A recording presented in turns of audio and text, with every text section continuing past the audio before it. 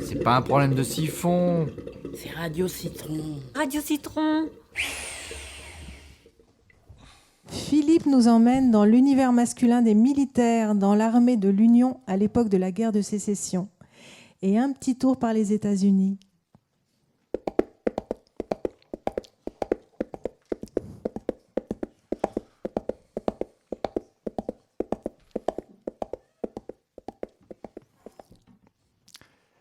Avez-vous déjà lu un album des Tuniques Bleues ? Moi, quelques-uns du côté de mes 14 ans, et j'en garde un mélange de plaisir et de jubilation encore intact. Vous voyez sûrement la trame. En pleine guerre de sécession, un duo de nordistes apparemment mal assortis, le sergent Chesterfield et le caporal Blutch, se retrouvent dans des aventures improbables, imposées par leurs supérieurs hiérarchiques ou par la force de leur pérégrination, et ce, au gré de leur caractère antagoniste. L'idéaliste sergent Chesterfield cherche positivement et docilement à satisfaire ses chefs et des idéaux nobles et patriotiques qui lui font préférer le combat à l'inaction, le devoir à l'oisiveté et l'honneur au renoncement.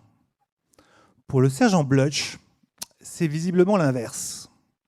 Aussi chauve, malingre et petit que Chesterfield est trapu et plus grand, Blutch ramène toujours chaque album au plancher des vaches, surtout quand elle se nomme Arabesque, sa jument attitrée, à qui il a appris à se coucher en pleine charge de cavalerie dès les premiers coups de clairon et de sabre clair. Charges héroïques mais suicidaires déclenchées au pied levé par le commandant du régiment, le globuleux Stark, fou de guerre, qui semble toujours dormir sur sa selle entre deux assauts, sans se soucier un quart de seconde du nombre de morts que l'assaut de 18 heures va ajouter à celui de midi. Le bon sens commun du caporal Blutch tempère toujours l'enthousiasme illuminé du sergent Chesterfield. Et inversement. Ainsi, que ce soit face à des Mexicains, des sudistes aux tuniques grises ou à des civils des deux camps, Chesterfield et Blutch me faisaient toujours passer un bon moment teinté de vérités universelles. Amis auditeurs, courez lire les Tuniques Bleues et vous aurez la pêche.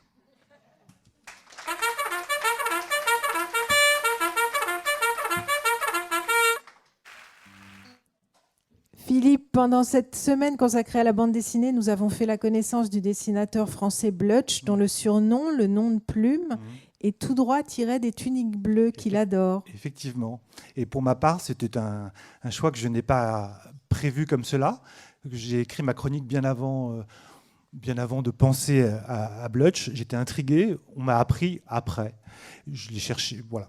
Mais pour ma part, à la même époque, je lisais aussi Achille Talon, Gottlieb, Bric-à-Brac, enfin, toutes sortes de choses qui me passaient, qui me plaisaient à l'époque, avant de lire bien plus tard Maus, et après avoir lu, d'ailleurs, enfant, des Boulet Bill, Black et Mortimer, les Disney, enfin voilà, des BD qui me passaient sous la main, sous les yeux. Donc vraiment, voilà, les Tuniques Bleues, je garde un bon souvenir. Et voilà,